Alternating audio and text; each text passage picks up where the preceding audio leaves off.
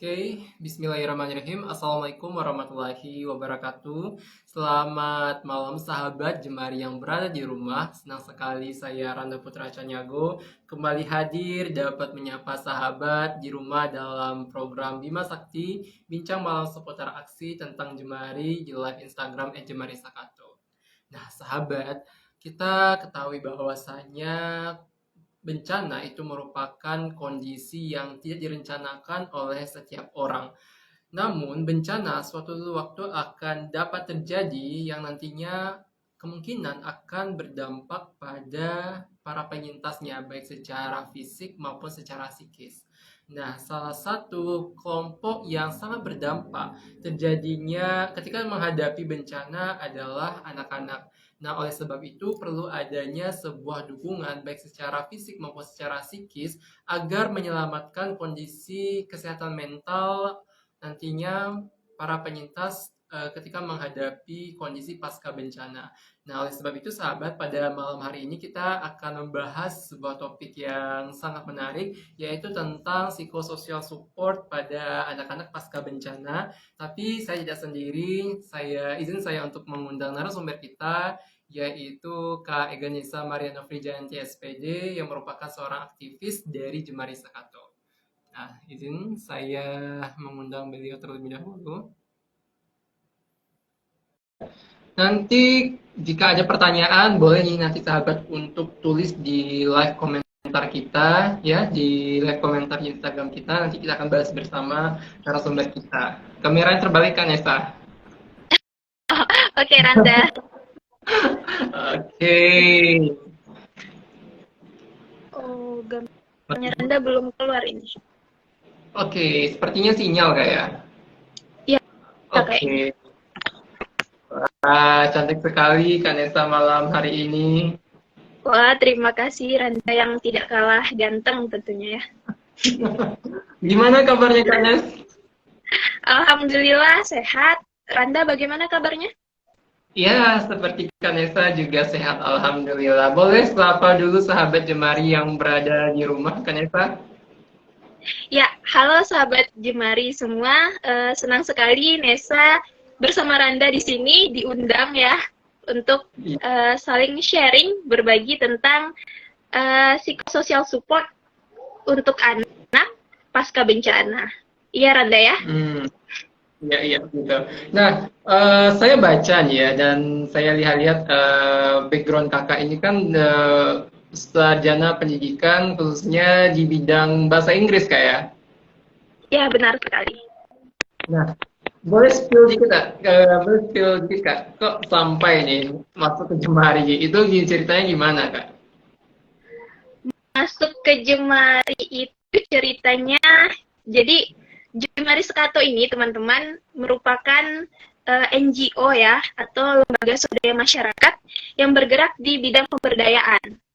Nah, kebetulan Nesa ini adalah salah satu orang yang sangat beruntung gitu ya teman-teman, bisa bergabung dengan Jemari Sakato, karena awal mulanya itu Nesa mendengar banyak hal-hal baik mengenai Jemari Sakato itu dari salah satu aktivis Jemari Sakato yang sekarang menjabat sebagai sekretaris eksekutif di Jemari Sakato, tidak lain dan tidak bukan adalah Kak Anggun Mustikayanti. Iya.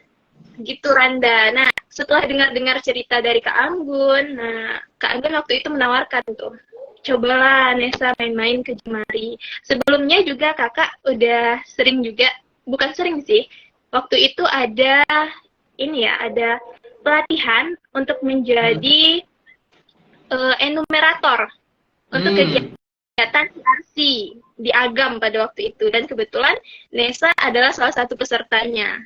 Nah, dari saat mengikuti pelatihan sudah mulai tertarik sebenarnya dengan Jemari Sakato, tapi belum tahu nih ruang dan pintu masuknya dari mana gitu ya.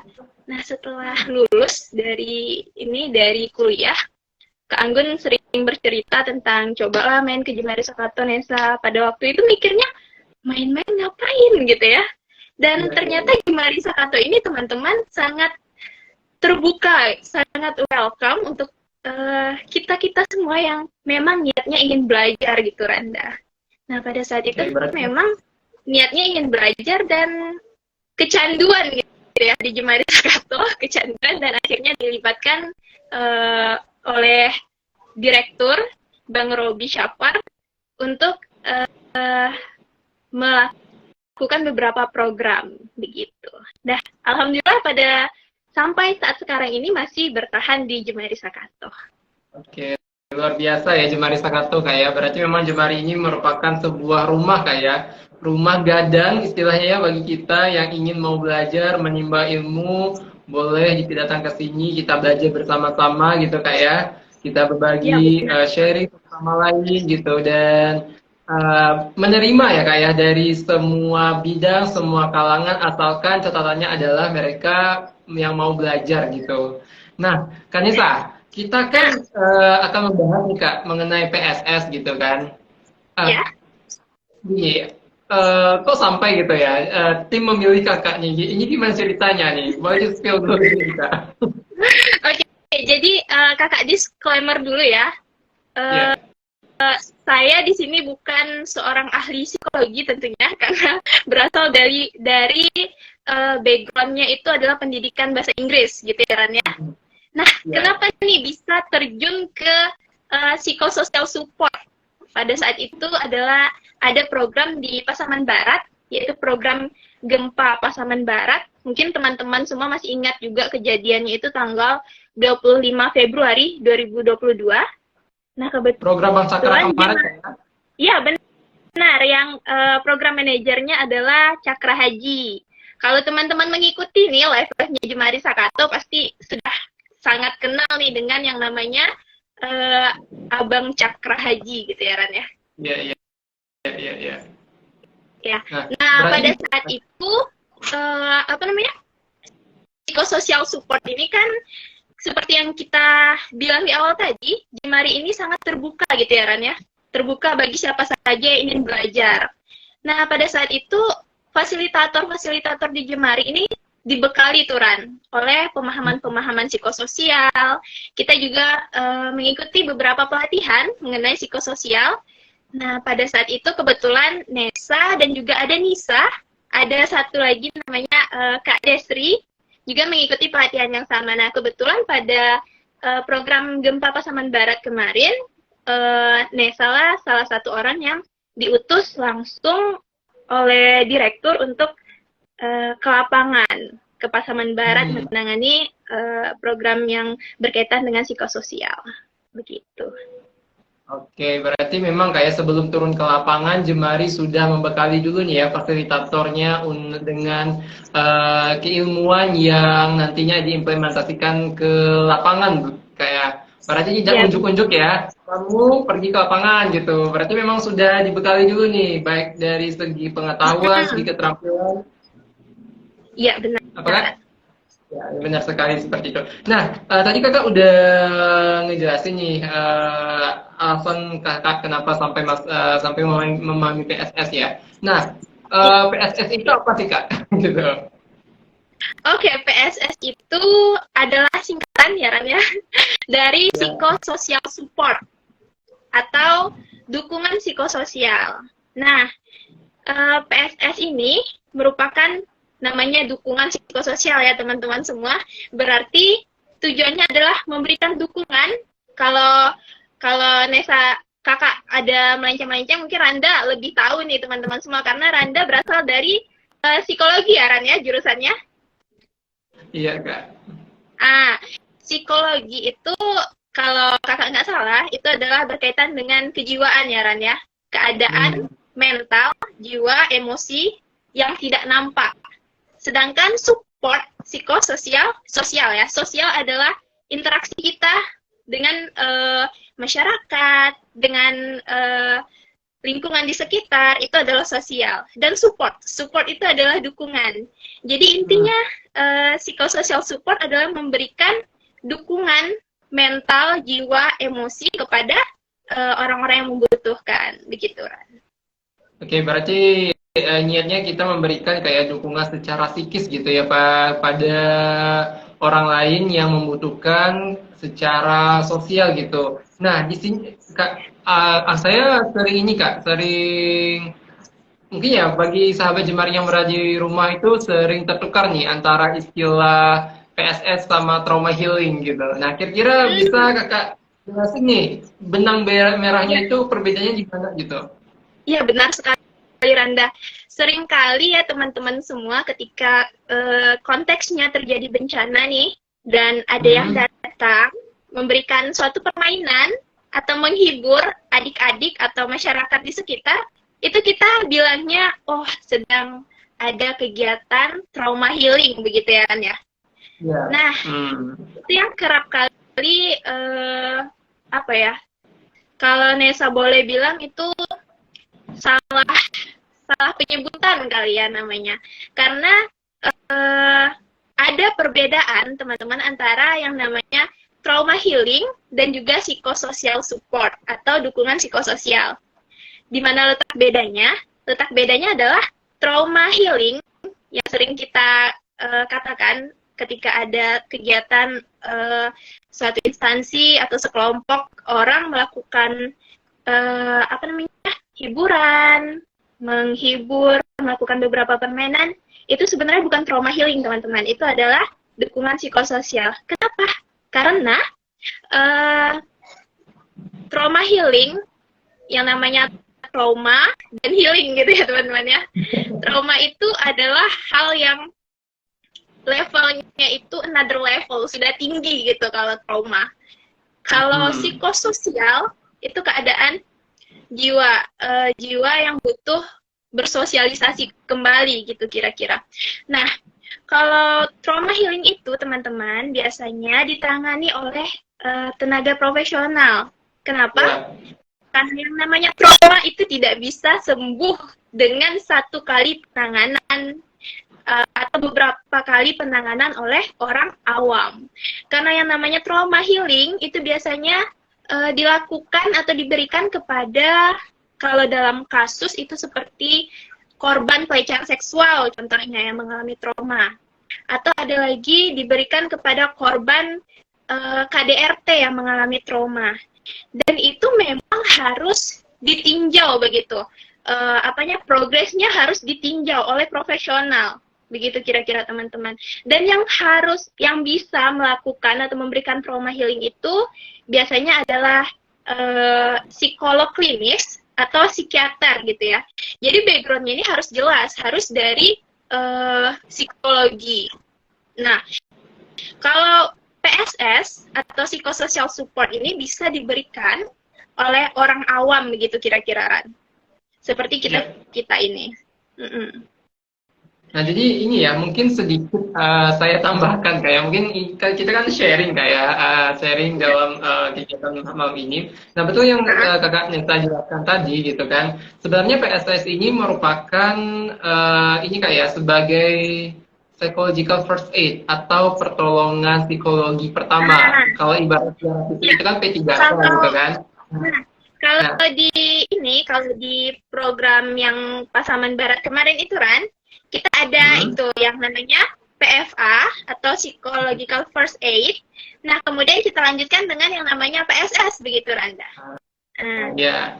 Nah, jadi ya, mm-mm. PSS ini bisa dikatakan masih inilah masih suatu usaha gitu ya memberikan pertolongan Ya, pertama dalam pertolongan secara psikis kepada para penyintas gitu. Nah, betul yang Kakak jelaskan tadi memang uh, PSS ini merupakan salah satu bentuk intervensi non klinis gitu yang bisa dilakukan dan dilaksanakan diterapkan oleh orang-orang yang tidak harus dari profesional psikologi. Nah, ya, biasanya kan orang tuh banyak salah kayak antara membedakan trauma healing sama PSS ya. Dan betul yang iya, katakan Nesta tadi bahwasanya kalau trauma healing itu adalah kondisi yang udah mengarah ke klinis dan berat gitu. Nah, kapan ya, dikatakan kondisi itu sudah mengarah pada klinis? Nah, ini betul ya kakak Nesta tadi. Ya, seseorang itu bisa dikategorikan kepada kondisi klinis apabila misalnya nih hari ini kan terjadi bencana gitu kan, semua orang secara umum panik gitu kan, panik, merasa takut, merasa cemas gitu kan. Nah, itu hal wajar sebenarnya kalau ini merupakan bentuk reaksi secara spontan karena kita berada pada kondisi yang tidak normal gitu. Nah, yang menjadi kondisi klinis adalah apabila kondisi lingkungan itu sudah kembali normal, tapi masih ditemukan kondisi-kondisi yang mengarah pada kondisi klinis. Nah, Ya, kalau seorang sudah mengalami kondisi yang seperti itu, maka bisa bisa jadi dia terindikasi mengalami trauma dan tentunya perlu dikasih trauma healing. Makanya biasanya memang kalau untuk trauma healing ini adalah untuk kondisi-kondisi yang langka gitu, kayak maksudnya langka tidak secara umum dilaksanakan yang dirasakan oleh masyarakat dan dia tidak lebih bisa khusus juga gitu ya, Ran, ya. apakah? Dia lebih khusus kepada individunya, bukan kepada lingkungan secara globalnya gitu. Ya betul, kira-kira seperti itu Kak ya. Jadi semoga ya para sahabat di rumah yang mendengarkan program Bima Sakti ini dapatlah insight baru Kak ya, perbedaan antara PSS dengan trauma healing. Jadi nanti kalau misalkan ingin menjadi volunteer nih ke lapangan tidak salah lagi mengenai istilah ini gitu. Iya, semoga ya. Nah, tadi Kak Nesa ini kayak Kak Nesa tadi kan menjelaskan sedikit nih kalau Kakak bergabung pada program respon bencana kayak di Pasaman Barat. Itu bagian PSS kayak ketua leading sektor PSS kalau tidak salah Kak. Iya, benar. Nah, boleh diceritakan nih Kak, apakah sebelum Kakak ke lapangan itu sudah diberikan bekal dulu dan jika iya itu siapa sih Kak yang memberikan bekal itu Kak? Pelatihan, modul segala macam. Jadi sebelum ke lapangan tentu saja kita itu dibekali dulu ya Ran ya oleh Jemari Sakato pada waktu itu yang difasilitas diberikan ruangnya itu waktu itu yang memberikan pelatihan dan segala macamnya adalah dari Save the Children Indonesia atau SCI. Nah, jauh sebelum terjadinya gempa Pasaman Barat itu seperti yang sudah Nesa ceritakan tadi, ada perwakilan 3 orang dari kantor Jemari Sakato, yaitu ada Kak Khairunisa, Kak Desriza, dan Nesa salah satunya yang dibekali pelatihan online pada saat itu tentang psikosocial support kepada anak. Nah, selanjutnya itu terjadilah gempa di Pasaman Barat pada tanggal 25 Februari 2022. Nah, pada saat itu tanpa pikir panjang, karena ini konteksnya respon ya, Pak Direktur mengutus 4 orang pada saat itu pada tanggal 26 Februarinya, H1 setelah kejadian itu, yaitu ada Pak PM, Pak Cakra Haji, kemudian ada Bang Hamidi, kemudian ada Toyib, dan salah satunya lagi Nesa pada saat itu yang diutus langsung untuk melakukan asesmen ke lapangan. Nah, setelah asesmen 10 hari, di sana juga dilakukan PFA seperti yang Randa bilang tadi gitu ya, PFA atau Psychosocial First Aid, Psychological First Aid gitu ya, pertolongan pertama pada psikologi. Ya, secara psikis. Nah, teman-teman semua, PFA ini kalau boleh kita ibaratkan itu seperti kotak P3K, ya, kotak pertolongan pertama pada kecelakaan gitu ya. Namun bedanya di sini luka atau yang akan kita obati ini tidak tampak teman-teman. Kalau di luka fisik itu bisa nampak ya Ran ya, lukanya seberapa besar. Lalu ketika diobati itu kita nampak progresnya sudah keringkah, kapan kira-kira dia bisa sembuh gitu ya. Dan sama halnya dengan PFA ini juga luka juga teman-teman, tapi dia luka psikis atau luka emosional yang tidak nampak, tidak kasat mata gitu. Jadi sama juga konteksnya, PFA ini bisa dilakukan atau diberikan oleh orang awam seperti saya dan teman-teman semua tentunya, dengan beberapa pembekalan. Nah, itu dia. Jadi PFA yang kita lakukan itu pada 10 hari pertama memang di PFA ini ada prinsip, teman-teman semua, yang namanya prinsip LDR. Nah, apa itu kira-kira LDR? Bukan long distance relationship ya di sini. Jadi LDR di sini adalah lihat, dengar, dan rujuk teman-teman semua. Jadi pada saat itu selain kita memberikan hiburan kepada anak-anak, mengajak anak-anak untuk sejenak melupakan melupakan trauma atau stres atau beban yang mereka rasakan ketika di posko pengungsian, kita juga melakukan LDR. Kita lihat keadaan anak-anak di sana, bagaimana keadaannya, lalu kemudian kita dengar aspirasi dari anak-anak tersebut, kita dengar cerita-ceritanya, apa yang mengganggunya. Nah, kemudian jika memang ada teman-teman kasus yang memang berat gitu ya, kayak dia memang benar-benar mengalami suatu trauma, maka tugas kita selanjutnya adalah R, rujuk. Kita harus rujuk kepada tenaga profesional. Siapa itu tenaga profesional di sini adalah psikolog klinis tadi ya Ran ya? Iya. Atau bisa ke psikiater juga ya Ran ya? Kita merujuk. Ya, tergantung dari penanganannya seperti apa kan? Iya, tergantung dari trauma seperti apa yang dialami anak tersebut.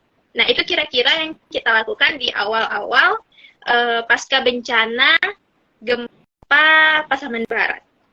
Itu dia Ran. Oke, berarti kakak setelah melakukan asesmen, kakak langsung kayak memberikan psychological first aid dengan prinsip LDR tadi, lihat, dengarkan, dan rujuk kalau jika dirasa penyintas anak-anak ini punya ya kondisi yang sangat mengkhawatirkan secara psikisnya. Nah, terkait dengan PSS nih kak, ya kan tadi kakak sudah nih. Selanjutnya adalah PSS. Kira-kira PSS itu yang kakak terapkan ya di lapangan itu apa aja sih kak? Iya, PSS ini kalau untuk anak kita ada 2 part gitu ya, Ran, ya. Ada 2 bagian. Yang pertama itu adalah rekreasional dan yang kedua itu terstruktur. Nah, pada part yang rekreasional itu kita memang di sana ingin tujuan utamanya adalah menghibur anak-anak, membuat mereka sejenak melupakan stres atau hal-hal negatif yang mereka rasakan pasca bencana, memberikan momen-momen bahagia kepada anak. Itu adalah salah satu bentuk dari kegiatan rekreasional. Dan tidak lupa kita juga memberikan di sana itu dari Save the Children. Melalui dukungan Save the Children pada saat itu kita memberikan beberapa mainan kepada anak yang bisa dimanfaatkan nantinya ketika kita tidak ada di sana, anak bisa bermain bersama teman-temannya. Nah, selain itu kita juga memberikan dukungan ya Ran, berupa children friendly space. Jadi kita memberikan ruang bermain yang aman untuk anak karena seperti yang kita tahu, pada saat terjadi bencana, tentu saja anak-anak dan masyarakat di setempat tentunya diungsikan gitu ya, ke posko pengungsian. Nah, dari pengamatan kita di sana, posko pengungsian, tempat mereka mengungsi itu memang kurang aman untuk anak-anak bermain dan segala macamnya. Jadi di sana kita berikan dukungan child friendly space atau tempat bermain untuk anak gitu Randa. Nah itu kira-kira dukungan yang kita berikan di awal-awal. Itulah bentuk dari psikososial yang bentuknya rekreasional. Nah kemudian selanjutnya setelah kita mengajak anak-anak bermain, menghibur anak-anak, itu ada lagi part kedua yang namanya adalah psikososial support terstruktur. Nah kalau bedanya di psikososial support terstruktur ini, anak-anak lebih kita berikan pemahaman Ran, tentang apa yang dia rasakan, kenapa ini terjadi, bagaimana menghadapinya, dan di situ kita ada modul juga atau materi-materi yang memang sengaja kita berikan kepada anak agar anak terbekali jika nanti terjadi bencana lagi dan juga terbekali memahami apa sebenarnya yang sedang terjadi kepada anak pada saat ini. Gitu, Ran. Oke, berarti ada dua bagian kayak ada rekreasional itu lebih berfokus bagaimana kita memberikan semacam hiburan ya kepada anak-anak baik itu melalui permainan ataupun Ya, alat-alat mainan yang kita berikan terus juga memastikan adanya ruang aman ya bagi anak-anak untuk bermain karena ini merupakan salah satu bentuk dari PSS kayak supaya anak-anak ini tidak memikirkan ya terlalu memikirkan kondisi yang tengah terjadi di lingkungannya. Nah, selanjutnya itu ada ya, juga bagian tubuhnya ya, yaitu terstruktur, di mana ini lebih memberikan pemahaman kayak, baik itu pemahaman tentang apa yang dia rasakan, gitu kayak apa yang harus selanjutnya yang dia laksanakan. Berarti ini lebih ke pemahaman kepada anak-anak. Nah, saya ada sedikit terlewat nih kak, ya kan kak, mhm, terlewat ya, yang ingin saya tanyakan. Nah, kan ketika terjadi bencana gitu kayak kan banyak tuh yang mengalami penyintasnya banyak yang baik itu perempuan, lansia, anak-anak gitu. Nah, menurut kakaknya ya, kenapa saat itu ya kakak lebih memprioritaskan anak-anak gitu? ya. Padahal Sebenarnya, perempuan juga sama-sama terdampak kak. iya benar sekali Randa. Nah, sebenarnya teman-teman semua yang diprioritaskan pada saat itu bukan hanya anak-anak, karena kita juga ada psikosocial support untuk dewasa. Namun kebetulan Hmm, pada malam hari ini ya Ran ya, tema kita adalah ya, psikosocial support untuk anak. Mungkin bisa disinggung sedikit ya Ran ya tentang psikosocial support untuk orang dewasa gitu ya. ya boleh kak, Nah, boleh boleh boleh. Hmm. Seperti yang dipertanyakan oleh Randa tadi, kenapa hanya anak-anak? Bukankah semua lapisan juga terdampak? Nah, benar sekali Iya. teman-teman, semua lapisan masyarakat itu terdampak. Khususnya dewasa juga terdampak. Kenapa? Karena orang dewasa bebannya dan pemikirannya sudah lebih jauh ke depan gitu ya. Kalau Hmm. anak-anak pikirannya mungkin uh, baru sebatas teman bermainnya hilang, tempat ternyamannya tidak ada lagi gitu ya. Kalau orang tua nih mikirkan tentang rumah sudah roboh gitu ya, Hmm. tentang harta benda sudah tidak bisa lagi digunakan, tentang bagaimana melanjutkan hidup setelah ini. Jadi bebannya sebenarnya lebih berat ke orang dewasa. Nah, di sini kita juga melakukan psikosocial support untuk orang dewasa pada waktu itu. Uh, pada waktu itu kita ada salah satu uh, apa namanya volunteer juga yang bergabung bersama Nesa pada waktu itu. Nah, di situ di situ juga memberikan psikososial support untuk dewasa. Bentuknya seperti apa? Bentuknya seperti konseling begitu ya Ran ya. Konseling, mendengarkan cerita dari ibu-ibu atau bapak-bapak yang terdampak di wilayah sekitar. Lalu kemudian sebenarnya kalau dari yang Nesa ambil pelajaran, sebenarnya kita itu lebih butuh didengarkan sebenarnya Ran. Ketika terjadi bencana itu kadang orang itu lebih fokus kepada masalahnya masing-masing gitu ya, kepada bebannya masing-masing. Dan tidak ada tempat untuk saling berbagi cerita, tempat untuk meluahkan emosinya, meluahkan perasaannya, mengekspresikan apa kesedihannya. Nah, disitulah kita bentuk wadah bernama psikosocial support untuk dewasa. Di situ kita menampung semua cerita-cerita dari masyarakat mengenai apa beban-beban yang dirasakannya pada saat itu, dan juga bagaimana selanjutnya untuk mengatasinya. Tapi di sini kita sebenarnya tidak memberikan apa namanya ya, tidak memberikan solusi yang bagaimana karena masyarakat tersebutlah yang tahu apa jalan keluar dari permasalahannya begitu. Jadi kita di sini hanya mencoba untuk mendorong masyarakat untuk melakukan hal-hal yang positif dan meyakinkan masyarakat bahwasanya apa yang mereka rasakan pada saat ini adalah hal yang wajar. Dan jika mereka sedih, jika mereka merasa putus asa, jika mereka merasa depresi, itu juga hal yang wajar dan itu sangat manusiawi. Pada saat itu kita menyediakan wadah itu, Ran, untuk memberikan pelayanan psikososial support dewasa begitu. Tentu saja pendekatannya sangat berbeda dengan psikososial support untuk anak. Kalau untuk anak kita lebih kepada permainan, diselingi dengan permainan, kemudian materi-materi yang lebih menjurus kepada kerjasama gitu ya, pemahaman diri sendiri, itu yang kita berikan kepada anak. Kalau ke dewasa kita lebih menyediakan wadah untuk bercerita begitu.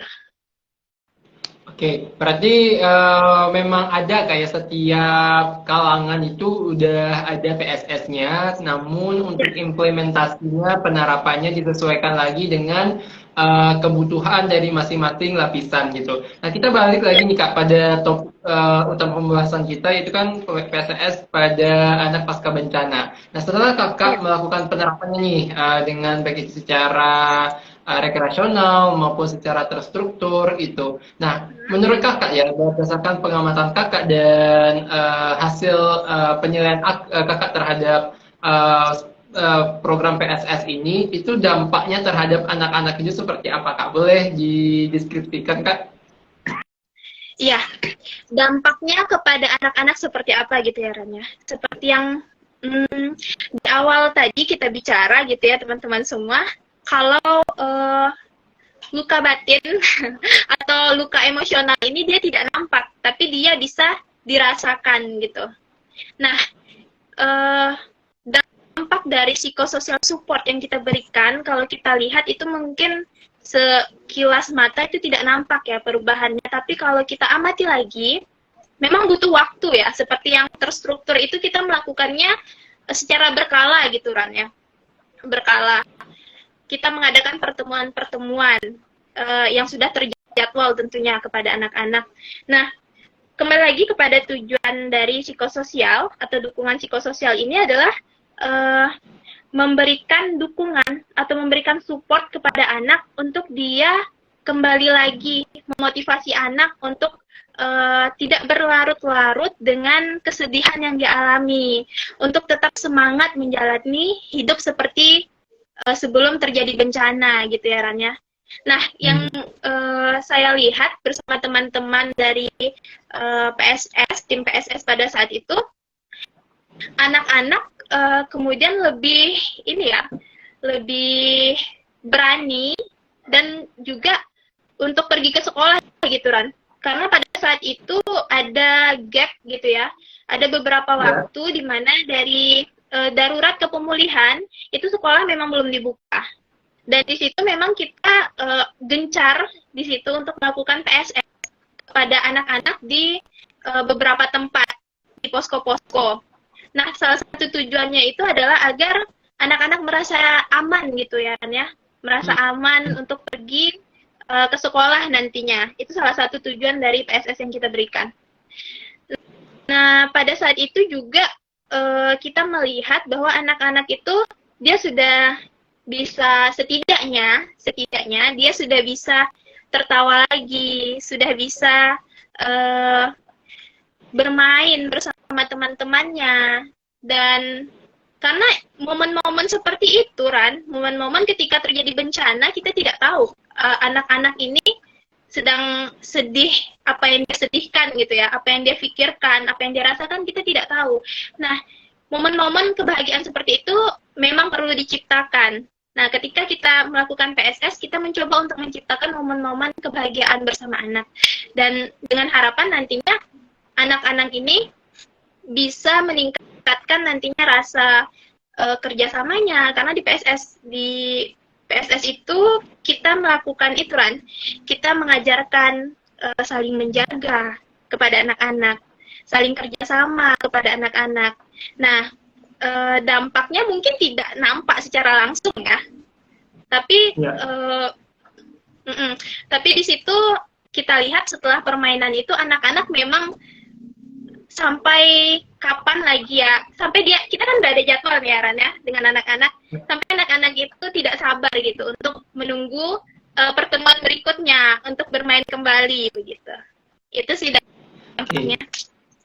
Mm-mm. Berarti meskipun tidak belum gimana kayak tidak terlihat secara signifikan, mungkin tidak secara matematis terukur gitu kayak, tapi secara Mm-mm. kualitatif gitu, ini sangat-sangat berdampak baik ya terhadap kondisi psikis anak-anak. Seperti yang Kak Nisa Ya. bilang tadi, bahwasanya sebelumnya mereka takut ya ke sekolah gitu kan. Dengan adanya PSS, mereka sudah mulai berani lagi ke sekolah, udah mulai hilang rasa cemasnya terhadap sekolah ya. Terus juga seperti Ya. yang Kak bilang tadi, sudah ada tampak tawa gitu kayak di wajah anak-anak, betapa mereka sangat tidak sabar untuk bermain bersama kita lagi. Nah, itu sangat-sangat luar biasa sekali dampaknya ya, kayak meskipun mungkin bagi sebagian orang itu merupakan hal yang biasa gitu ya, tapi secara psikis ini sangat-sangat membantu ya bagaimana anak-anak tersebut dapat menerima gitu ya kondisi yang tengah terjadi di lingkungannya, dan mereka pun tidak takut gitu kembali untuk beraktivitas seperti sedia kala. Nah, sahabat Jemari, bagi sahabat Jemari yang ingin bertanya boleh ditulis di kolom komentar. Mungkin ada dari Bang Cakra maupun Marlia, boleh tulis di kolom komentar pertanyaannya. Nah, terakhir nih Kak dari saya gitu Kak. Nah, kita kan Mm. tidak bisa kita pungkiri kayak terkadang dalam kondisi pasca bencana itu semua orang kan sedang panik nih dengan diri mereka sendiri dan keluarganya. Terkadang Mm-mm. ada beberapa tenda itu tidak disetting supaya aman gitu bagi kaum-kaum yang beresiko, baik itu perempuan maupun Mm-mm. anak-anak, dan bisa jadi gitu ya kayak anak-anak itu mengalami pelecehan dan kekerasan seksual. Nah, Mm-mm. pertanyaan saya adalah, apakah di dalam penerapan PSS yang kakak lakukan bersama teman-teman dari Jemari ini, ada kakak memberikan semacam edukasi gitu kepada anak-anak terkait dengan edukasi seks gitu kayak ke anak-anak Mm-mm. supaya Ya. mereka setidaknya terselamatkan nih dari kekerasan seksual. Iya, ini pertanyaan yang sangat bagus gitu ya Ran, ya, dari Randa. Karena seperti yang kita tahu kekerasan seksual itu tidak di mana-mana gitu ya Ran, ya. Maksudnya Hmm. tidak melihat tempat gitu, di mana-mana bisa terjadi kekerasan seksual, apalagi kepada anak. Apalagi ini konteksnya adalah keadaan bencana, di mana ruang terbuka, menggunakan tenda, dan kebanyakan untuk pergi untuk mandi, bersih-bersih dan segala macam itu masyarakat pada saat itu menggunakan sungai sebagai Hmm. media untuk mandi gitu Ran. Fasilitas Hmm. mandinya itu masih menggunakan sungai. Nah, sangat rentan sebenarnya untuk terjadi apa yang disampaikan Anda tadi, kekerasan terhadap anak. Karena isi kepala orang itu beda-beda ya Ran, ya. Jadi pada saat itu apa yang dilakukan oleh PSS, kebetulan di sini sudah hadir juga Kak Islah Insani yang juga bergabung pada saat itu dalam penerapan PSS di Pasaman Barat. Halo Kak. Jadi pada waktu itu kita memberikan materi PSS berupa judulnya adalah Tubuhku Adalah Milikku Ran dan teman-teman Nah, semua. Jadi anak-anak di situ kita ajarkan mengenai hak hak mereka atas tubuh mereka sendiri, di mana tubuh mereka adalah hak mereka secara utuh gitu. Nah, di sana juga kita memberikan pemahaman kepada anak bahwasanya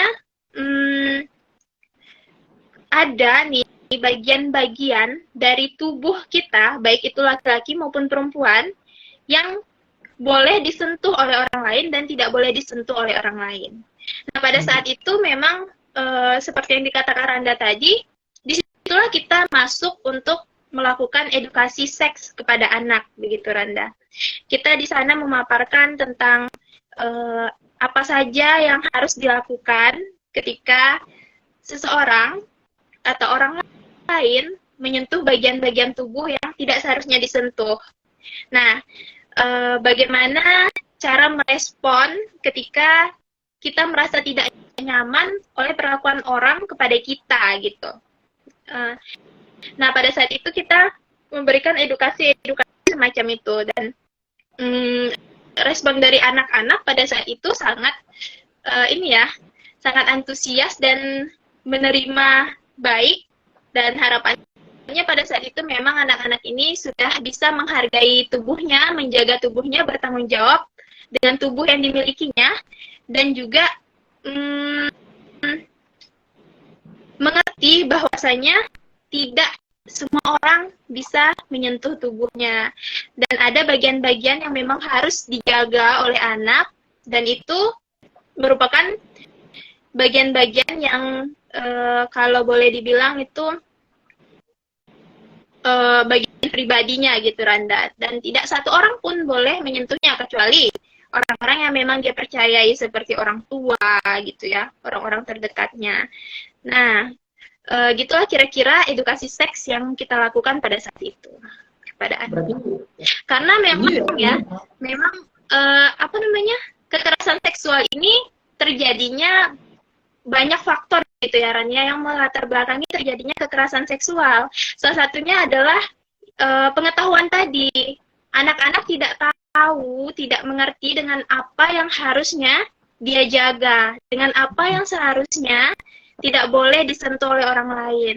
Nah, ketika anak-anak tidak mengerti dengan hal-hal tersebut, bisa jadi ketika ada orang asing yang melakukan pelecehan seksual kepada anak, anak-anak bingung, ini orang ngapain, dan dia tidak tahu reaksi seperti apa yang seharusnya dia munculkan pada saat itu. Nah, sebenarnya edukasi seks kepada anak, kalau menurut saya pribadi, itu sangat penting dilakukan sedini mungkin. Dan untungnya sekarang ini kurikulum kita sudah memasukkan itu ya, Ran ya, ke pembelajaran kepada anak kelas 1 atau kelas 2 itu kalau Nesa tidak salah, tentang bagian tubuh yang boleh disentuh dan tidak boleh disentuh gitu. Ini sangat menarik PSS ya, selain memberikan hiburan ya dengan berbagai kegiatan yang menghibur gitu, PSS ini juga memberikan wadah dan ruang bagi anak-anak untuk mereka memahami berbagai pemahaman sesuai dengan kebutuhan mereka, termasuk dengan edukasi seks yang disesuaikan tentunya kayak penyampaiannya dengan bahasa yang mereka pahami gitu, agar nantinya mereka ketika mungkin berada pada kondisi yang mengarah pada pelecehan seksual saat terjadi bencana, mereka sudah tahu mereka bereaksi seperti apa gitu. Nah, Kanesa, sebelum kita lanjut nih, kembali lagi saya ingatkan kepada sahabat Jemari di rumah, bagi sahabat Jemari yang ingin bertanya, boleh banget tulis di live komentar kita, nanti kita akan diskusikan bersama dengan narasumber kita.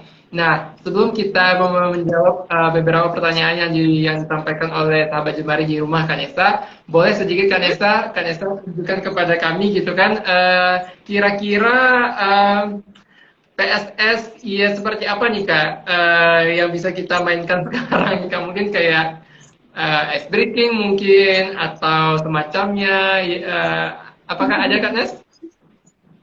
Oh, ice breaking ya, Ran. Ya, salah satu bentuk psikososial support itu melakukan ice breaking juga ya, Randa ya. Nah, kalau yang bisa kita lakukan sekarang mungkin supaya teman-teman lebih semangat untuk memunculkan pertanyaan-pertanyaannya, kita bisa kasih tepuk semangat dulu kali ya, Ran ya. Oke, boleh banget. Gimana Kak? Oke. Teman-teman yang ada di rumah boleh mengikuti.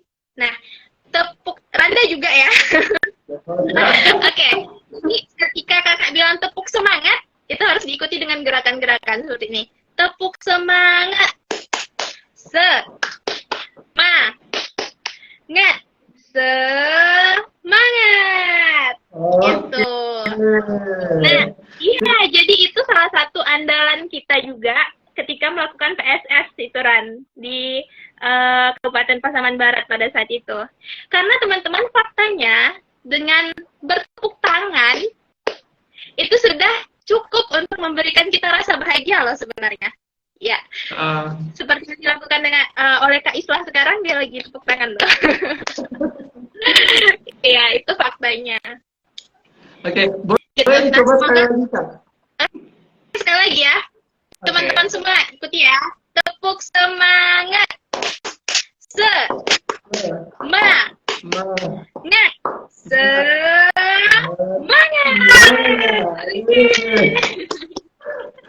Semoga ini saya memberikan semangat ya bagi sahabat Jemari yang berada di rumah yang ingin bertanya, bisa semangat gitu. Nah, kita lanjut Iya. nih, Kak. Oke, kita lanjut dengan pertanyaan yang disampaikan oleh sahabat Jemari. Yang pertama dari akun anggun_my26. Nah, pertanyaannya Mm-mm. adalah, apa bentuk tindakan yang perlu kita lakukan jika ada indikasi anak mengalami kekerasan di pengungsian? Ini kekerasan dalam konteks luas, Kak ya. Kekerasan itu kan macam-macam nih, Kak. Nah, Ah, iya, iya. mungkin boleh Kak Nesa jawab, Kak. Oke, apa yang harus kita lakukan ketika kita melihat seorang anak yang mengalami kekerasan gitu ya, di konteks bencana. Nah, seperti yang kita paparkan di awal tadi, pada awal-awal itu kita harus menerapkan yang namanya prinsip LDR. Lihat, dengar, dan rujuk. Kita harus lihat dulu nih, anaknya mengalami kekerasan apa, kekerasan seperti apa yang sudah dialami oleh anak yang kita lihat.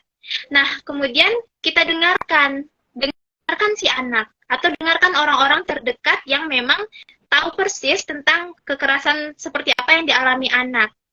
Nah, jika memang nanti kekerasan ini adalah kekerasan yang konteksnya lebih private gitu ya, lebih menjurus kepada kekerasan-kekerasan seperti pemukulan, ya, bullying seperti itu, atau kekerasan seksual yang memang menimbulkan dampak trauma kepada anak yang memang itu tidak bisa kita tangani sebagai orang awam yang tidak memiliki basic psikologi gitu ya. Kita harus melakukan langkah yang ketiga, yaitu rujuk. Kita berkewajiban untuk merujuk anak tersebut kepada tenaga ahli. Tenaga ahli di sini bisa tadi psikolog klinis atau psikiater, tergantung, atau ada macam-macam ya Ran ya, tempat rujukan kita. Itu nanti disesuaikan dengan kekerasan seperti apa dan kondisi seperti apa yang dialami oleh anak. Gitu dia kira-kira jawaban dari pertanyaan Kak Anggun Mustikayanti. Oke, berarti memang kayak prinsip LDR ini selalu kita terapkan ya, yaitu tadi ada lihat ya kan, terus dengar dan juga rujuk. Iya benar sekali. Oke, sangat luar biasa sekali pembahasan kita malam hari ini, Kak Nesa. Sepertinya sahabat Jemari yang berada di rumah sudah sangat paham nih dengan pembahasan kita malam hari ini. Boleh terakhir Kak, closing statement dari Kakak sebelum kita tutup? Oke, closing statementnya apa ya?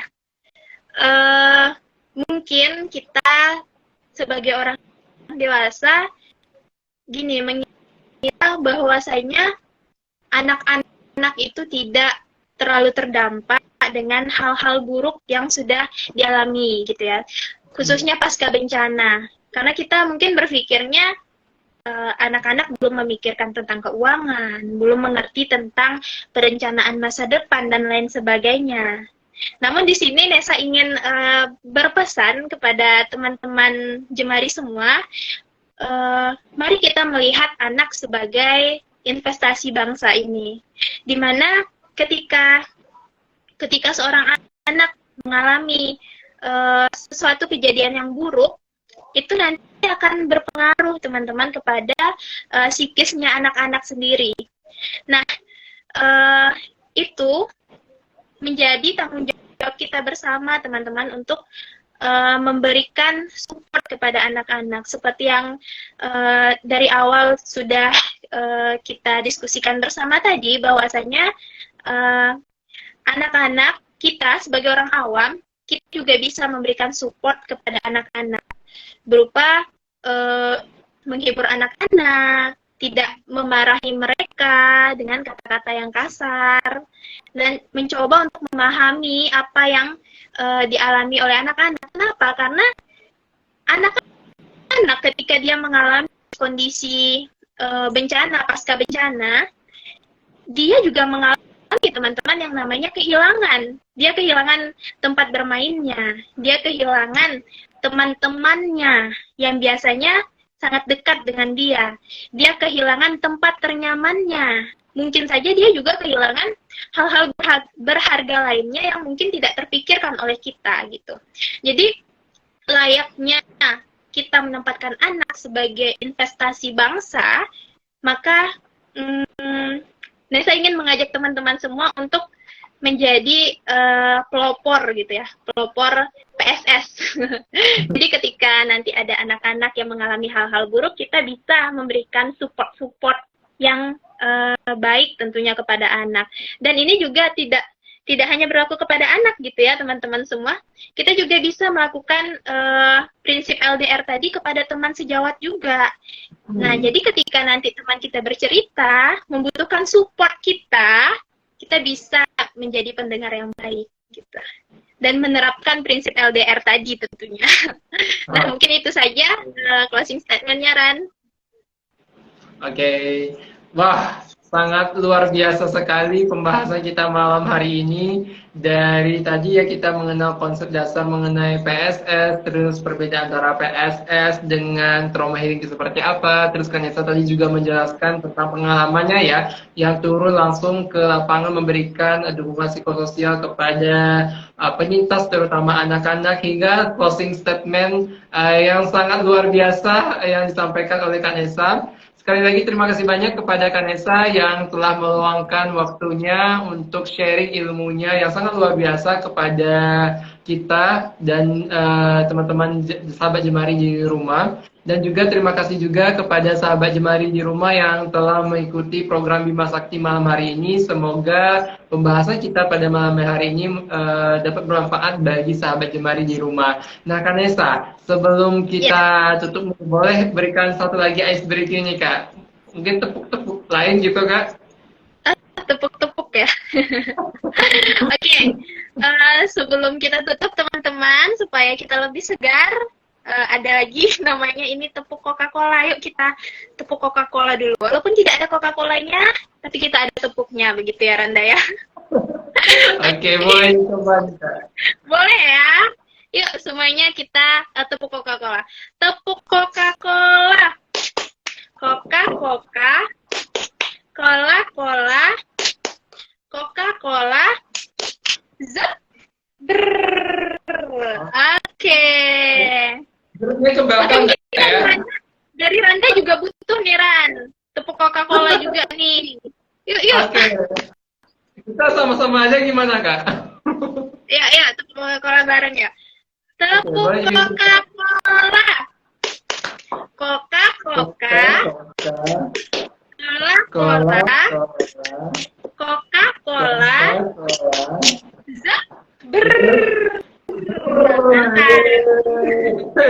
Terima kasih sekali lagi Kanesa dan sahabat terima kasih semuanya teman-teman yang sudah meluangkan waktunya untuk nonton live kita kali ini ya Ran ya. Oke, terima kasih balik kepada Kanesa dan sahabat Jemari di rumah. Semoga terhibur, semoga mendapatkan ilmu dari pembahasan kita malam hari ini. Sebelum saya tutup, kembali lagi saya ingatkan kepada sahabat Jemari di rumah, jangan lupa like, komen, dan subscribe, dan juga share ya setiap konten-konten di media sosial Jemari Sakato, baik itu di Instagram, Facebook, maupun di YouTube. Apalagi nih Kanesa, adanya sekarang program Jemari Podcast ya, yang setiap minggunya akan tampil memberikan pemahaman kepada sahabat di YouTube Jemari Sakato. Sehingga sahabat Jemari yang nonton live Instagram malam hari ini wajib banget nih untuk subscribe ya channel YouTube Jemari Sakato.